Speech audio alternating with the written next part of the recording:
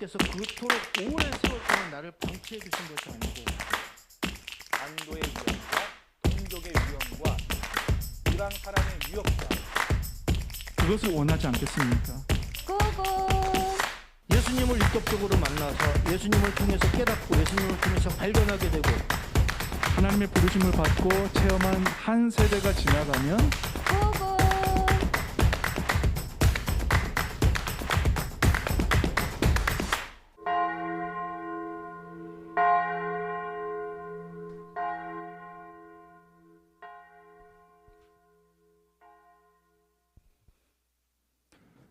할렐루야, 반갑습니다. 오늘도 예배 함께 하시는 여러분을 주님의 이름으로 환영하고 축복합니다. 이제 12월도 3주째가 벌써 되었습니다. 우리 다음 주는 성탄 예배가 있는 날이고요. 이제 올해도 얼마 남지 않았습니다. 무엇보다도 특별히 주님을 기억해야 하는 12월인 것 같습니다. 올 한 해를 잘 정리하시면서 내년을 준비하시는, 또 주님의 뜻과 은혜를 생각하는 그런 시간들 되기를 바라고요. 오늘도 주 안에서 하나님이 기뻐하시는 예배를 온전히 올려드리기를 원합니다. 우리 힐링 월십 함께 시작하겠습니다.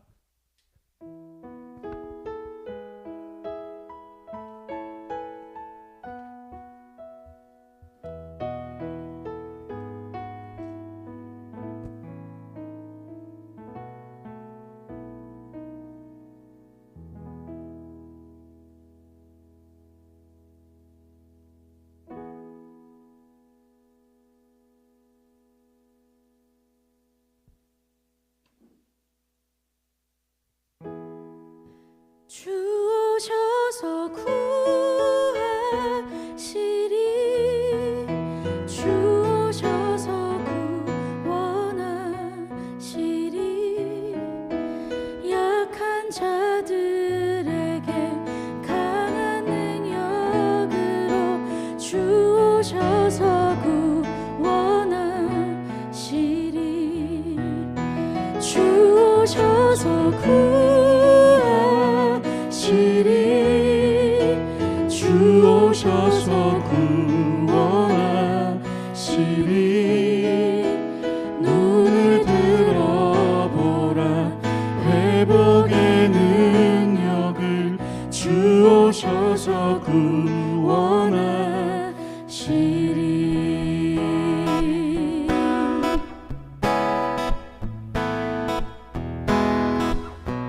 두려운 마음 가진 자여, 두려운 마음 가진 자여, 놀라지 말라. 주 너의 하나님 강한 손으로 주 이름 부를 때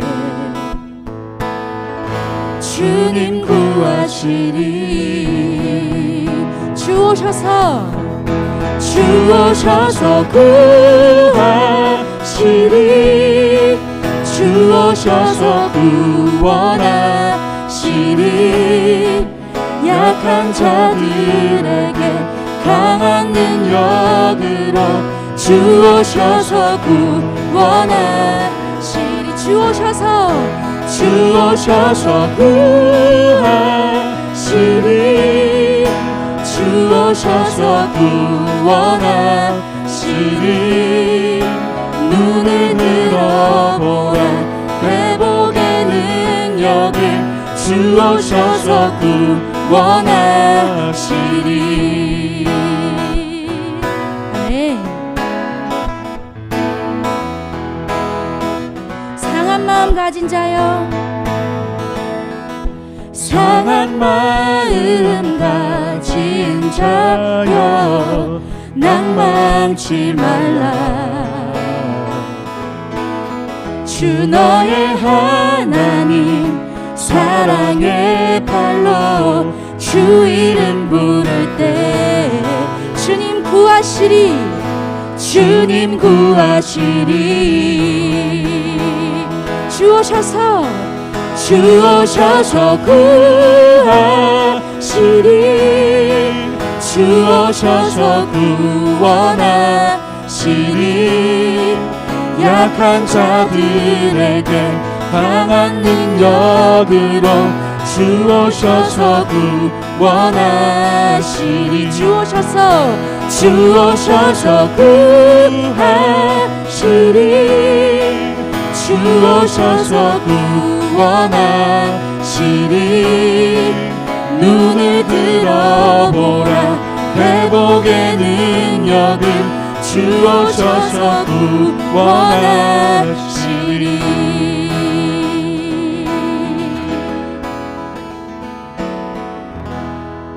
주님 계신 곳에 나가리 찬양 드리며 그 성소에 들어가 주의 얼굴 배우리. 그 얼굴을 배울 때 주님의 은혜 넘치네. 엎드려 고백하네. 주님 계신 곳에 나가리 찬양 드리며 그 성소에 들어가 주의 얼굴 배우리. 그 얼굴을 배울 때 주님의 은혜 넘치네. 엎드려 고백하네.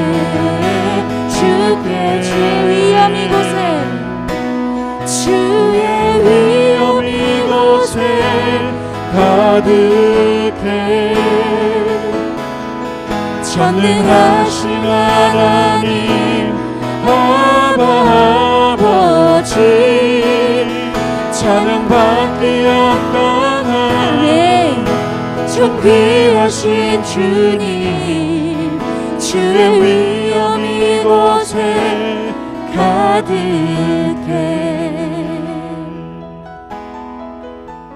다시 한번 찬양합니다.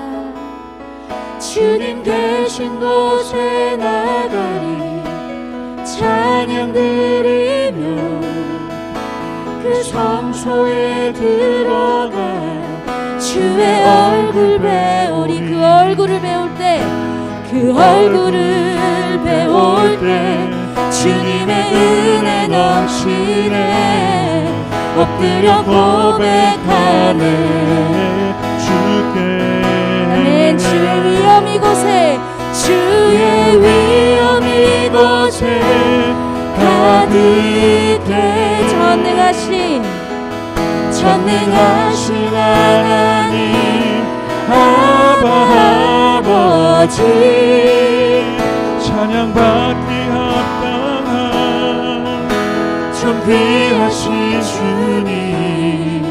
주의 위엄 이곳에 가득해.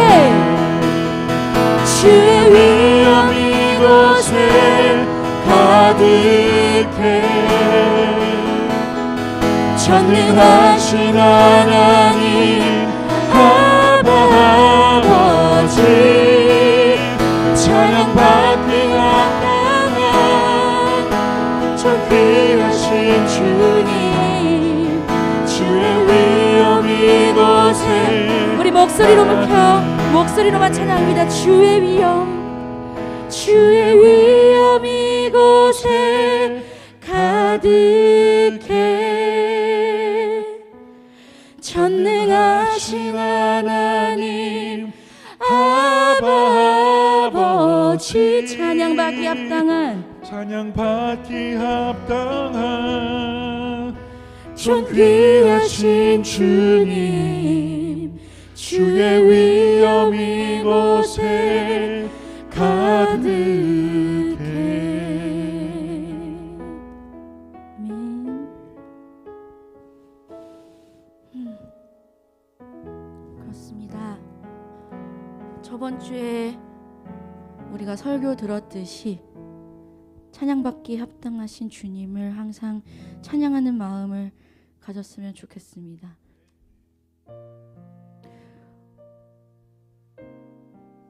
다음에 같이 드릴 찬양이 하나님 아버지의 마음이라는 찬양인데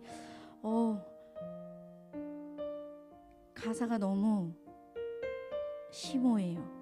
그러니까 이렇게 마음을 가지길, 이렇게 내 눈이 이분을 향해 향하길, 내 모든 뜻이 이분의 뜻이 될 수 있고 내 삶이 이분의 삶이 되는 것이 너무나 어려움을 우리는 알고 있고, 또 그렇게 살아가고 있지 못함을 너무나 이 찬양을 하면서 깨달았어요. 그래서 조금이나마, 아주 조금이나마 내 삶이 주님이 주인 되신 삶이 될 수 있길 정말 간절히 원하는 마음으로 이 찬양을 함께 하였으면 좋겠어요. 네, 같이 찬양하길 원합니다.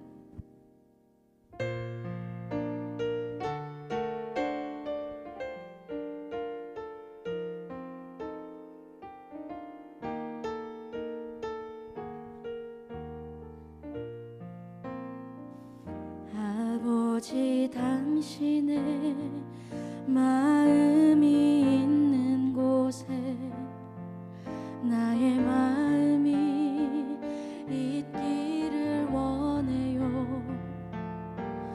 아버지, 당신의 눈물이 있는 곳에 나의 눈물이 고이기 원해요. 아버지, 당신이 바라보는 영혼에게 나의 두 눈이 향하길 원해요. 아버지, 당신이 울고 있는 어두운 땅에 나의 두 발이 향하길 원해요. 나의 마음이 아버지의 마음 알아. 내 모든 뜻 아버지의 뜻이 될 수 있기를 나의 온 몸이 아버지의 마음 알아. 내 모든 삶 당신의 삶 되기를.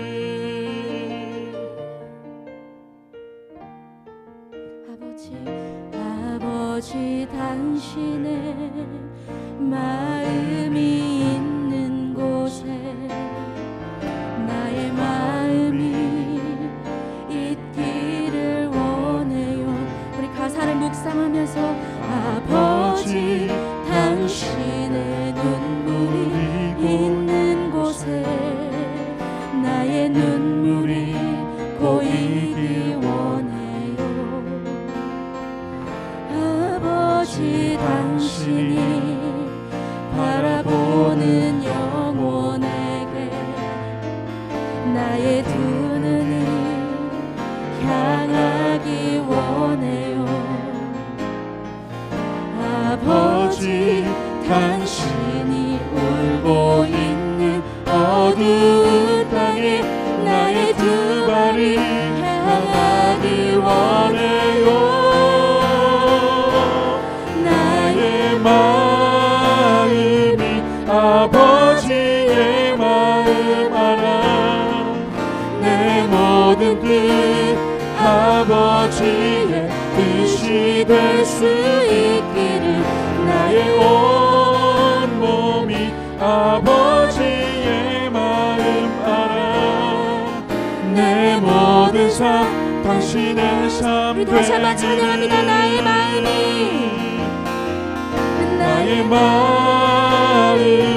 아버지의 마음 알아. 내 모든 뜻 아버지의 뜻이 될 수 있기를 나의 온 몸이 아버지의 마음 알아. 내 우리 마지막으로 모든 다시 한번 찬양합니다. 나의 마음이, 오 주님, 나의 마음이 아버지의 마음 알아. 내 모든 뜻 아버지의 뜻이 될 수 있기를 나의 온 몸이 아버지의 마음 알아. 내 모든 모든 삶 당신의 삶 되기를 내 모든 삶 당신의 삶 되기를 내 모든 삶 당신의 삶 되기를.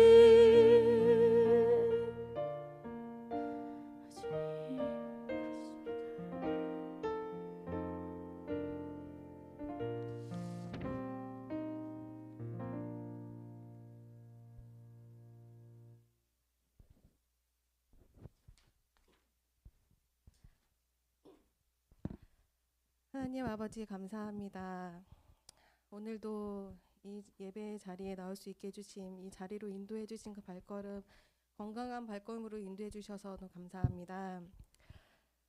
한 해의 마지막을 되돌아봤을 때 올 한 해도 정말 주님께서 하신 일이 너무나도 많습니다. 온전히 저희 삶을 이렇게 온전히 건강하고 아무 탈 없이 인도해 주신 감사드리고, 우리가 하고자 하는 일들이 주님 안에서 이루어진 것도 있고 그렇지 못한 것도 있지만 그래도 온전히 주님과 함께 할 수 있게 해주심에 너무 감사드립니다. 또한 새로운 한 해를 맞이하는 저희 마음들을 온전히 주님 앞에 나아갈 수 있도록 온전히 주님만 갈망하고 주님 앞에 나아갔을 때 좀 더 주님께 더 나아갈 수 있는 저희 마음을 나아갈 수 있도록 저희를 이끌어 주시고 함께 해주세요. 부족한 저희들을 올해도 잘 이끌어 주시고 내년도 언제나 주님과 함께 할 수 있도록 매일매일에 내가 깨어날 수 있는 삶을 살아갈 수 있도록 함께 해주세요. 저희 나라를 위해서 기도합니다. 많이 어려운 상황도 있고 이 나라를 이끄는 지도자들을 위해서 기도합니다. 주님께서 세워주신 거라고 생각할 수 있도록 정말 주님 그 나라를 이끄는 인도하는 그 지도자들을 위해서 정말 온전히 주님 이 나라를 위해서 국민을 위해서 생각할 수 있는 지도자들이 될 수 있도록 주님 지혜와 명철을 허락해 주세요. 그리고 저희 내년을 위해서 저희 한 명 한 명이 정말 계획하고 생각하는 일들도 있습니다. 그 모든 것들을 주님께서 인도해 주시고 온전히 정말 주님 앞에 주님과 함께 다 예수님이라면 어땠을까라는 생각으로 매일매일 주님과 대화를 나누며 기도할 수 있는 저희가 될 수 있도록 꼭 인도해 주세요. 말씀 전해주시는 목사님의 입술을 통해서 이번 한 주간도 정말 그 제대로 된 묵상을 하면서 살아갈 수 있도록 주님 함께 해주시고 집에 가는 발걸음까지 꼭 함께 해주시고 다음 한 주간도 승리하는 삶을 살아갈 수 있도록 인도해 주세요. 감사드리며 예수님의 이름으로 기도드립니다. 아멘.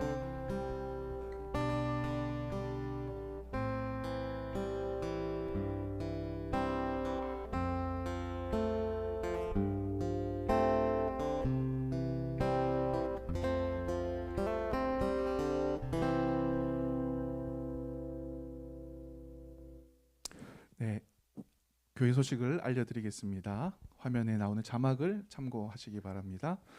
다음 주 대표기도는 한상희 집사님께서 준비해 주시겠고요. 다음 주 메시지는 우리 강동희 목사님께서 준비해 주시겠습니다. 이 시간 하나님 말씀을 함께 듣겠습니다. 이상호 목사님께서 느헤미야 9장 21절 말씀을 가지고 포커스라는 제목으로 말씀 증거하실 때에 많은 은혜와 감동이 넘치기를 바랍니다.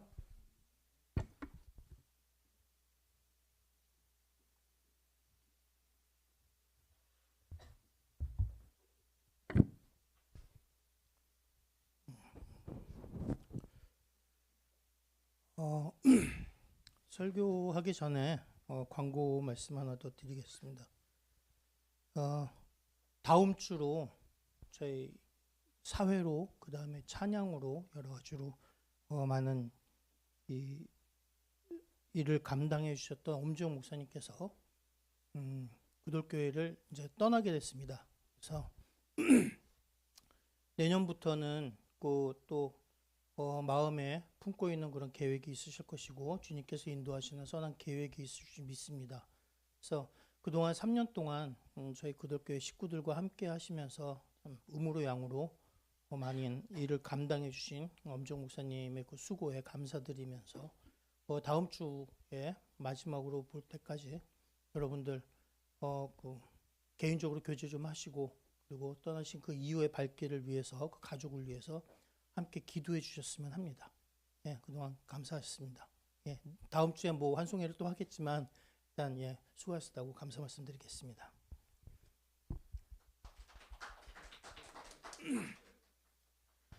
예, 하나님 말씀입니다. 느헤미야서 9장 21절 한 절, 짧은 구절입니다. 한 목소리로 같이 읽었으면 합니다. 시작. 40년 동안 들에서 기르시되 부족함이 없게 하심으로 그 옷이 헤어지지 아니하였고 발이 부르트지 아니하였사오며. 아멘. 오늘은 제가 하는 올해의 마지막 설교입니다. 근데 지난번에도 말씀드렸다시피 제가 10월 말부터 특히 11월 중순 이후로 너무나도 개인적으로 어려운 시간들을 보내다 보니까 온전한 정신으로 말씀을 전하는 일이 너무 힘들었습니다. 또 머릿속이 너무 복잡해서 어떤 말씀을 전해야 할 것인가에 대해서 고민을 참 많이 했습니다. 뭐 고민은 설교할 때마다 통과 의례처럼 하는 것이긴 하지만 특히 이번에 역대급으로 좀 생각을 정리하기가 좀 어려웠습니다. 그래서 오늘 제가 할 얘기는 조금은 길지도 모르고 조금은 우울하고 재미없는 이야기가 될지도 모르겠습니다. 아시는 분들도 있지만 제가 최근에 개인적으로 힘든 시간을 지금 보내고 있는 이유는 현재 진행형으로 보내고 있는 이유는 가족 문제입니다. 가족은 때때로 이 세상에서 내가 마지막으로 기댈 수 있는 존재입니다. 누구보다도 아무 조건 없이 나를 사랑해주고 나를 지지해주고 나를 성원해주고 내게 힘이 되어주는 존재이지만 어떤 경우에는 기타노 다케시 말처럼 누가 보지만 않는다면 땅에 묻어버리고 싶은 존재이기도 합니다. 그리고 그런 관계는 비단 드라마나 영화에서만 존재하는 것이 아닙니다. 가끔은 현실이 영화보다 더 극단적이고 더 잔인합니다. 차라리 인연을 끊고 서로 남남처럼 살아가거나 소식을 모르고 산다면 속이 편할 수도 있겠습니다. 아예 잊고 살 수 있다면 오히려 마음이 편할 겁니다. 이런 관계는 차라리 축복이라고 할 수 있을 것 같습니다. 그런데 경우에 따라서는 모른 척 할 수도 없고 인연을 끊을 수도 없으면서 끊임없이 근심거리가 되고 걱정거리가 되는 경우도 있습니다. 가족 문제이다 보니까 도망칠 수도 없고 외면할 수도 없습니다. 무시할 수도 없습니다. 저희 삼남매도 그런 경우입니다. 우리 남매는 어릴 적에 경제적으로는 그리 궁핍하지 않았지만 정서적으로는 매우 어렵고 힘든 환경에서 자랐습니다. 지금 돌아보면 다른 사람의 이야기로 듣는다면 충격적인 일들도 꽤 많이 겪으면서 자랐습니다. 어릴 적에는 항상 나쁜 일만 있었던 것은 아니지만 점점 커가면서 지옥 같은 삶을 살았습니다. 숨막히는 상황이 나아지기를, 고통스러운 삶이 끝나기를 매일매일 간절히 기도했지만 우리를 둘러싼 환경은 바뀌지 않았고 오히려 점점 더 나락으로 떨어지는 그런 느낌을 받았습니다. 때로는 꿈속에서조차 계속 반복되는 상황 속에서 하루에도 몇 번씩 가위에 눌리기도 했고, 때로는 아침에 아무 일 없이 눈이 떠진 것이 너무나 실망스럽고 서러워서 눈물을 흘릴 적도 있었습니다. 차라리 눈이나 떠지지 않았으면 바라면서 잠자리에 들기도 했습니다. 그나마 나는 첫째이면서 아들이기 때문에 좀 견딜만 했지만 어린 두 여동생은 더 힘든 시간을 보냈습니다. 이렇게 힘들게 자란 동생 중 큰아이는 하나밖에 없는 오빠가 호주에 가고 또 다시 한국으로 왔지만 사기를 당하고 그 나락에서 헤어나기 위해서 몸부림치는 동안에 장녀로서 모든 짐을 떠안고 부모를 봉양했습니다.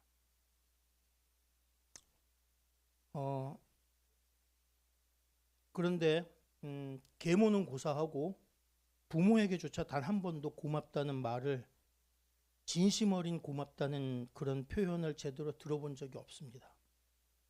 그러다 아버지께서 알츠하이머에 걸리시고 치매가 점점 더 심해져 가는데 최근에 화장실에서 쓰러지는 일이 발생했습니다. 아버지 진찰한 병원에서는 아버지가 방치된 독거 노인인 줄 알았다고 합니다. 아버지가 쓰러지신 이유가 영양실조였기 때문입니다. 고등학교 때 재혼하신 아버지는 재혼한 분과 함께 살고 계십니다. 하지만 그 계모가 옆에서 제대로 챙겨드리지 않아서 생긴 일이었습니다.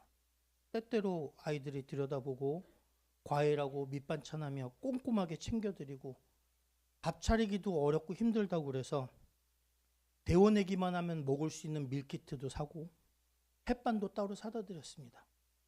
그런데 햇반과 밀키트에는 손도 안 대고 용돈 받은 것으로 자기 좋아하는 빵이나 사 먹으면서 아버지는 영양실조로 쓰러질 때까지 방치한 겁니다. 90이 다 돼가는 나이에 노인은 한번 쓰러지면 후유증이 큽니다. 건강은 점점 천천히 회복돼 가지만 치매로 인한 선망 증상은 점점 잦아지고 심해집니다. 물론 낮에는 정상이었다가 밤이 되면 증상이 심해집니다. 내가 고등학교 2학년으로 넘어갈 때 아버지와 재혼한 계모는 철저하게 자신 위주로 살았습니다. 아버지는 재혼하신 이후에 당신은 편하게 살았을지는 모르지만 철저하게 아버지 위주의 편의를 위주로 그렇게 생활하시면서 아이들의 고통 같은 거는 돌아보지 않았습니다. 어떤 때는 한술 더 뜨기도 했습니다. 지금도 동생들은 계모를 사람으로 보지 않습니다. 어렸을 때 너무나도 당한 것이 많았기 때문입니다. 제가 결혼을 하고 아내가 우리 가족 모임에 갔을 때 가끔 그 계모가 언급될 때마다 제 동생들이 그 사람을 지칭하는 그 호칭을 보고서 듣기에 좀 불편하다고 저한테 좀 순화된 그런 표현을 쓰면 안 되겠냐고. 그래도 당신이 오빠고 목사고 이러니까 그런 분위기를 좀 이끌어 나가면 안 되겠냐는 얘기를 저에게 넌지시 했었는데 제 바로 밑에 둘째 동생은 일주일을 고민하다가 새벽 3시에 저한테 전화를 했었습니다. 오빠 자 이러면서 전화를 하더니만 지금도 얼굴을 보는 것만으로도 가슴에 치가 떨리고 며칠 동안 집에 돌아가면 손이 불불 떨리는 게 멋지 않는 그런 상황 속에서도 자식으로서의 도리를 다하려고 애쓰고 있는데 오빠 그거는 인간적으로 도저히 내가 할 수 없을 것 같아. 새언니한테 이해해달라고 말해줘 라는 얘기를 해서 제가 그 말을 듣고 울었습니다. 미안하다. 니들 아픔을 내가 제대로 다 이해 못했구나. 그럼에도 불구하고 때마다 찾아보고 챙긴 것은 순전히 아버지 때문이었습니다. 당연하지 않겠습니까? 동생들은 비록 아버지에 대한 정도 그리 많지 않습니다. 하지만 아버지라서 그리고 돌아가신 후에 단 한 올의 후회도 남기지 않으려고 살아계시는 동안 할 수 있는 최선을 다하는 거라고 제게 그렇게 말하더라고요. 20대 초반까지는 부모 밑에서 살았지만 대학 이후부터는 30년이 넘는 그 오랜 세월 동안 철저하게 자식들 짐이 돼서 살아온 사람들입니다. 그 와중에 계모는 우리를 거의 방치하다시피 했었고요. 우리도 친자식이 아니니 그럴 수 있다 싶었습니다. 하지만 40여 년 동안 아버지 돈으로 아버지 곁에서 편하게 지낸 사람이 아버지가 조금 편찮아지시기 시작하니까 끼니도 제대로 챙겨주지 않고 이제 아버지 혼자서 운신하기 좀 어려워지니까 일주일도 못 견디고 내가 할 수 있는 거 다 했다. 내가 먼저 죽겠다고 나가 떨어지더라고요. 동생들이 단판을 짓기로 했었습니다. 아버지 못 모시겠다면 차라리 짐 싸가지고 나가라. 우리가 아버지 모시고 요양병원 챙기고 왔다 갔다 하고 하다가 그러면서 끼니라도 제대로 챙겨 먹게 우리가 다 하고 집에서 꼼짝않고 한자수로만 누워 있어가지고 엉덩이에 욕창이 생기기 시작했는데 그럼 물리치료도 정기적으로 받고 해서 근력이 떨어지지 않게 하고 이렇게 치료받게 하는 편이 훨씬 낫겠다라고 판단했었습니다. 그래서 찾아갔더니 없는 시간을 쪼개서 제 걱정을 하고 저와 동행했던 아내를 붙들고서 자식이란 것들이 이럴 수는 없는 거라고 치를 떨었습니다. 제 아내 앞에서요. 제가 옆에서 있다가 듣는 사람 억울한 소리 하지 말라고 죄 없는 사람 가슴 못 박는 소리 안 했으면 좋겠다고 이렇게 얘기했더니만 네가 그러고도 목사라면서 저한테 소리를 질렀습니다. 그 직후에 동생들이 와서 지금까지 원하는 거 다 해드렸는데 이제 우리가 어떻게 뭘 더 해드리면 되겠냐고 물었더니 너희가 지금까지 할 만큼 다 한 줄 알고 있다. 이렇게 얘기하더라고요. 2분 전까지 나와 아내 앞에서 큰소리 치던 사람이. 동생이 이런 얘기를 하던 도중에 아버지가 시끄럽다고 동생들한테 고함을 지르고 저주를 퍼붓기 시작합니다. 어디서 그런 힘이 솟았는지 몸도 제대로 못 가누시던 양반이 동생들 때리려고 주먹을 휘두르시더라고요. 그들이면 그 자리에서 당장 죽겠다고 칼을 찼습니다. 그런 아버지한테 동생이 이렇게 얘기했습니다. 초등학교 때 일기에 아버지가 칼을 휘둘렀다는 일기를 썼다가 담임 선생님한테 불려가서 혼났던 기억을 아직도 갖고 있다. 그때 아버지는 나한테 칼을 들이밀었습니다. 내가 초등학교 5학년인가 6학년 때 일이었습니다. 내 손으로 당신을 죽이라는 거예요. 내 손에 칼을 강제로 쥐어주고 내 손을 당신 손으로 감싸 안고서 당신 배를 찌르겠습니다. 나는 그 기억이 너무나도 끔찍해서 최근까지 잊고 살았습니다. 최근에야 그 기억이 문득 떠올랐어요. 어느 날 갑자기. 기억이 떠오르는 순간 너무나도 충격이 커서 한동안 멍하니 아무것도 못하고 앉아 있었습니다. 그런데 나는 동생이 그 자리에서 한 그 얘기를 듣고 나서야 그때 그 광경을 동생들이 지켜보고 있었다는 것이 떠올랐습니다.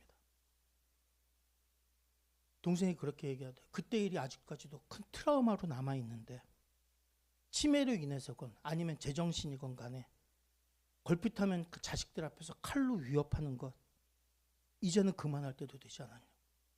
50년이 지난 지금에는. 그리고는 두 번 다시 아버지 집에 발도 들여놓지 않겠다고 했습니다. 그 이후로 일산에 계신 아버지를 들여다보는 것은 온전히 제 몫입니다. 왕복 3시간이 넘는 거리를 왔다 갔다 하는 거 제게 큰 문제가 되지 않습니다. 아버지 생각하고 계모를 생각하면 마음이 무겁습니다. 차마 발걸음이 떨어지지 않습니다. 가기 싫습니다. 하지만 그동안 동생들이 지고 있던 그 무거운 짐을 이제 내가 좀 덜어주기 시작했다는 생각에 기꺼운 마음도 듭니다. 그 후로도 기가 막힌 일이 많습니다. 시간 관계에서 못하겠습니다. 근데 너무나도 마음이 어렵다 보니까 저희 3남매가 모두 심하게 앓았습니다.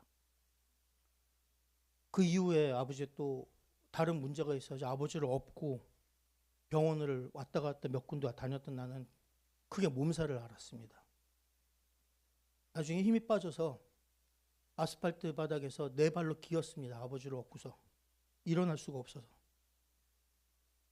그리고 2달 가까이 1시간 이상 잠을 자시고 못합니다. 길어야 1시간마다 한 번씩 깰 정도로 악몽에 시달리고 있습니다. 지금도 그렇습니다. 너무나 힘들다 보니까 아내한테 단 한순간도 삶을 더 이어갈 의욕조차 없어졌다고 고백했었습니다.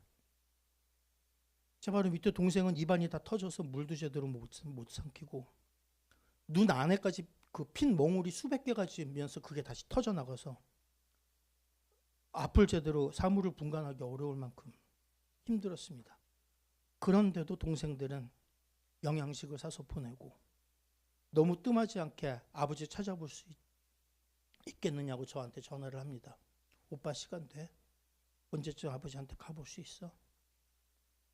그리고 자기들 대신에 내가 고생한다고 저한테 패딩을 사주더라고요. 나는 외아들이고 장남이기 때문에 동생들보다는 좀 나은 대우를 받았습니다. 하지만 동생들에게 그토록 모진 행동을 해온 부모를 나는 어떻게 대해야 할까요? 상세한 내막을 모르는 사람들은 이런 얘기합니다. 키워준 공이 있는데, 피를 남은 부모 자식 간인데,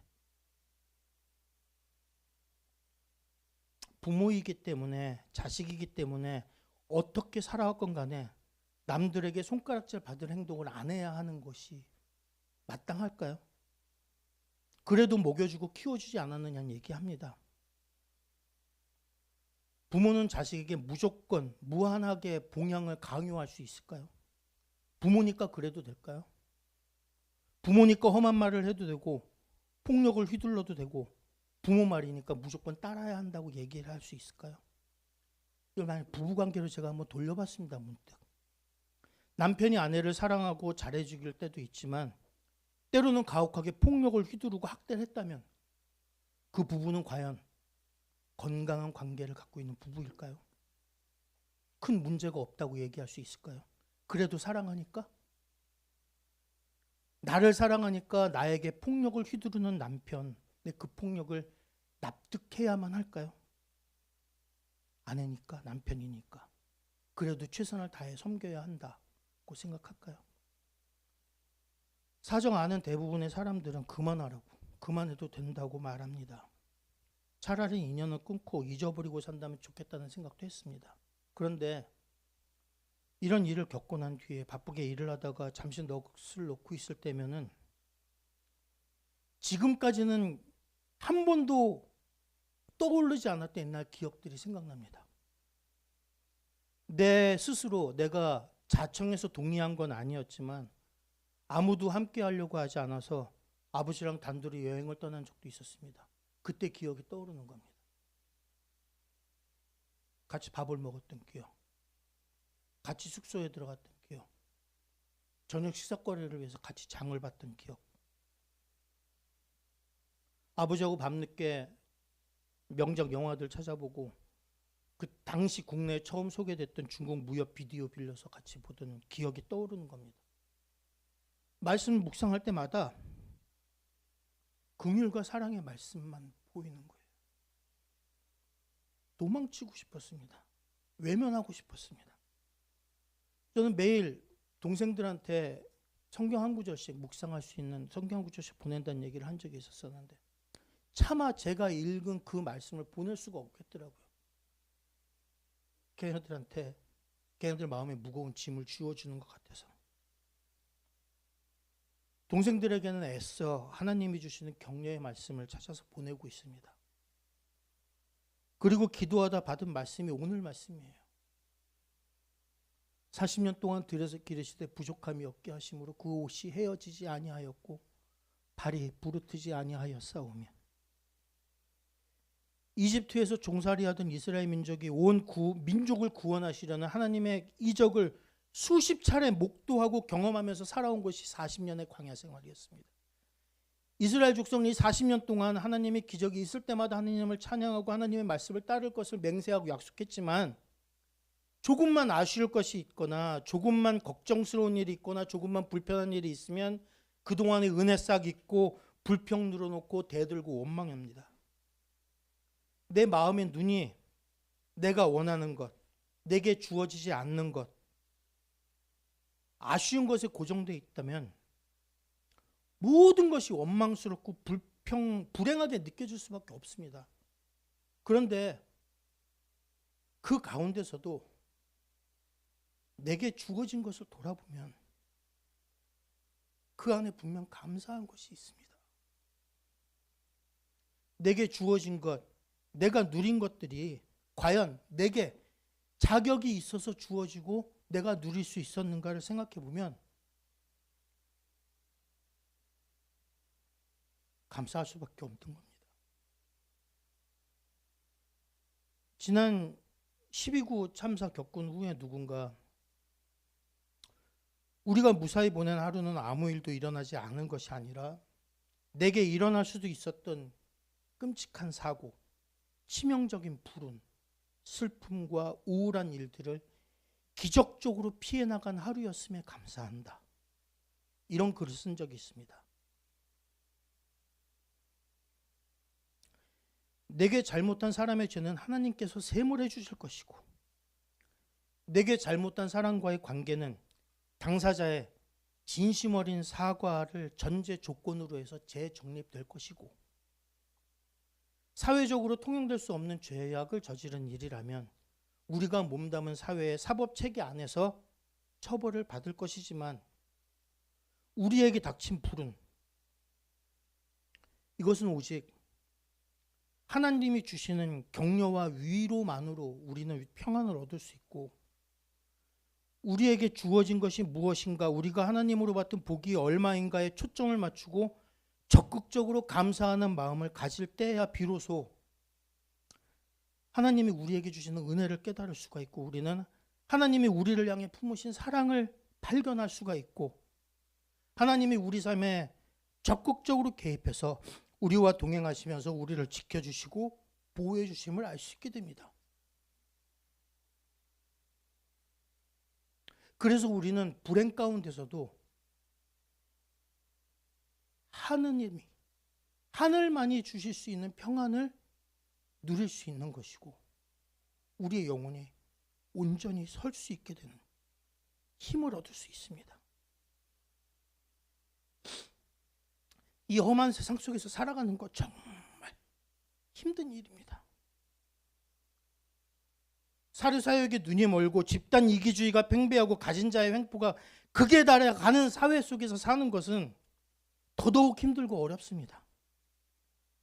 그러나 이 헬조선 속에서도 우리는, 여러분, 능히 살아가고 있습니다. 하지만 우리 눈이, 우리 마음이, 우리 영이 우리에게 주어지지 않은 것에 초점을 맞춘다면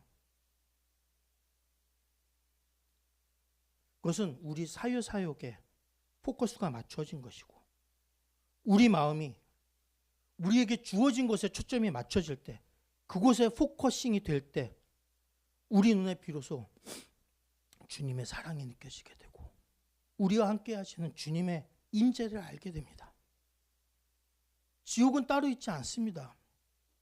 주가 우리와 함께 하심을 느끼지 못할 때 그곳은 지옥이 됩니다.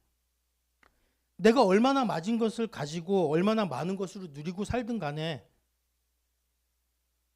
우리의 마음이, 우리의 눈이, 우리의 영이 우리에게 주어지지 않은 것에 포커싱 된다면 그것은 주와 함께하지 않는 삶이고 그 삶은 지옥입니다. 내가 얼마나 궁핍하게 살고 얼마나 죽으림을 당해 살아가야 하는가와 상관없이 주께서 나를 사랑하심을 알 때, 믿을 때, 주께서 나와 동행하심을 느낄 때 그곳에 하나님의 나라가 임하는 겁니다.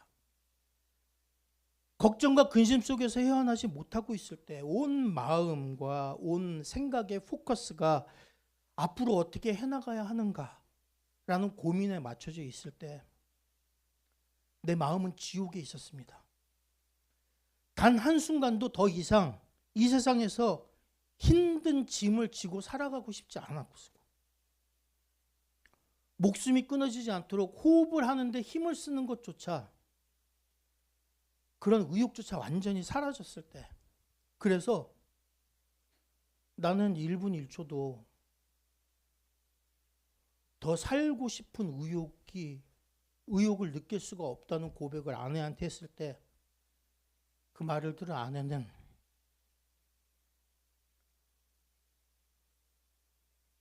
나를 안아줬습니다.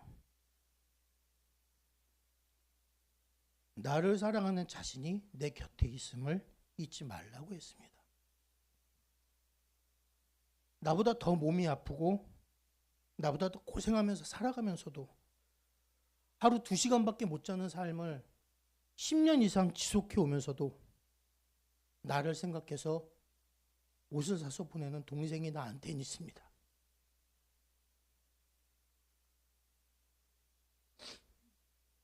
목소리가 안 나올 정도로 심한 마음고생을 하면서도 오빠를 생각해서 전화를 하는 막내 동생이 나한테 있었습니다.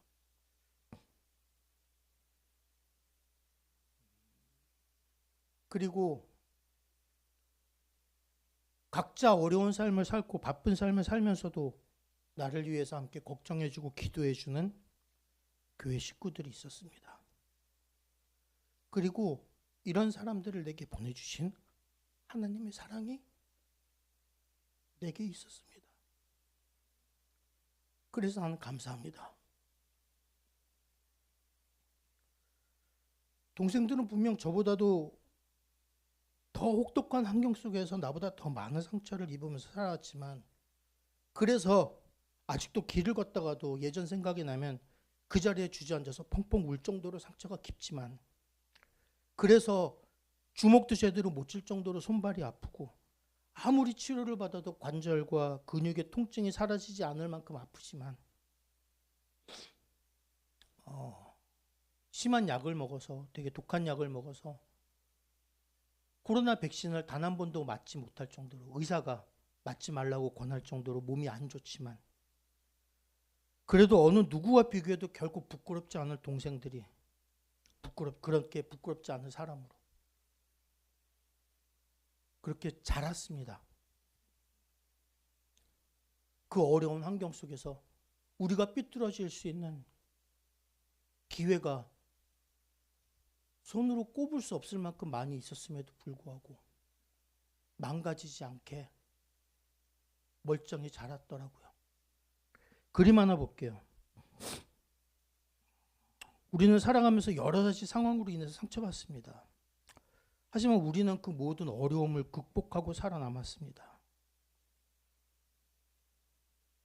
우리는 우리를 해치려던 그 모든 난관보다 강했기 때문에 우리를 지켜주시는 하나님의 능력의 손이 더 강력했기 때문에 우리는 지금 버틸 수 있고 살아나갈 수 있는 것이라고 봅니다. 제가 되게 인상 깊게 봤던 그림이어서 언젠가 한번 같이 나누고 싶어서 놔뒀던 그림입니다. Never be ashamed of a scar. It simply means you were stronger than whatever tried to hurt you.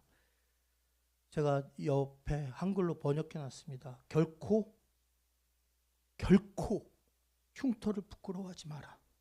그것은 무엇이 되었든 너를 해치려고 시도했던 그것보다 네가 더 강하다는 것을 나타내주는 증거일 뿐이다. 우리에게는 많은 상처들이 있습니다. 살아나가면서 많은 상처를 입습니다. 때로는 넘어지고 때로는 좌절할 때도 있고. 지금도 힘드시죠? 아프지 않습니까? 그런데 여러분의 곁에 여러분을 사랑해 주시는 아내가 있습니까? 그럼 감사하세요. 여러분을 사랑해 주는 부모가 있습니까? 감사하십시오. 이해하기 어려울 정도의 사랑을 품고 여러분을 따르는 자녀가 있습니까? 감사할 일입니다. 그리고 무엇보다 아무리 어렵고 힘든 상황 속에서도 이 벌레모도 못한 이 추악한 죄인을 여전히 사랑해 주시는 주님의 은총이 함께 하심을 잊지 말고 감사하시기 바랍니다. 지금 우리 주위를 돌아보면 한숨이 나올 일 천지입니다. 하지만 어떤 상황 속에서도 우리를 변함없이 사랑해 주시는 하나님의 임재에 여러분의 마음에 초점을 맞추시기 바랍니다. 어렵고 힘든 상황 속에서도 우리에게 얼마나 많은 것이 주어지고 얼마나 많은 것이 베풀어졌으며 그 덕분에 우리가 얼마나 많은 것을 누릴 수 있었는지를 돌아보시기 바랍니다. 받은 복을 세어보아라 라는 찬양을 여러분 기억하실 겁니다. 우리가 갖지 못한 것, 우리에게 주어지지 못한 것, 우리가 바라는 것에 초점을 맞추는 것이 아니라 우리 자격 없는 우리에게, 우리 분이 넘치게 우리에게 주어지고 우리가 누릴 수 있게 베풀어 주신 것에 마음 초점을 맞추고 우리가 더 열심히 우리가 받은 그 복을 세려고 노력할 때, 습관처럼 노력하고 감사하려고 노력할 때 우리에게 부어주시는 하나님의 크신 긍휼과 사랑이 점점 더 크게 부각되어지고 점점 더 구체적으로 보이게 될 것이고 우리 마음 가운데 주님의 사랑에 대한 감사가 점점 더 커질 것입니다. 그래서 이제 저물어가는 올 한 해 그동안 힘들게 살아오고 고생이 많았던 것보다 우리에게 주어진, 우리에게 베풀어 주신 주님의 사랑에 대한 깨달음 그리고 감사로 이 한 해를 마무리하고 다가올 새해에도 변함없이 우리를 사랑해 주실 그 신실하신 하나님의 자비와 긍휼 그리고 그 은혜에 대한 기대 이것으로 우리 마음을 충만하게 채울 때 우리의 연말연시는 비록 혹한이고 어렵고 불편하고 속상한 일이 많지만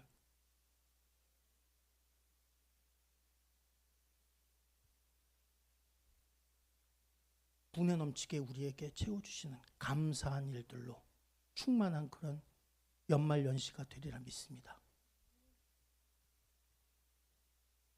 제가 산 삶이 저는 제가 가장 어렵고 힘든 삶을 거쳐왔다고 생각하지 않습니다. 하지만 저보다 더 힘들고 어렵게 사는 분들 가운데서도 분명히 주님이 부어주시는 복이 있으리라 믿습니다. 그리고 어떤 삶을 살아가든 여러분을 향한 주님의 사랑만큼은 우리가 감히 셀 수도 없고 가늠할 수도 없을 만큼 크고 놀랍고 변함없을 줄 믿습니다. 그 사랑에 초점을 맞춰서 감사함으로 살아나가는 구들교회 식구들 되시기를 예수 그리스도의 이름으로 축원드립니다. 기도하시겠습니다.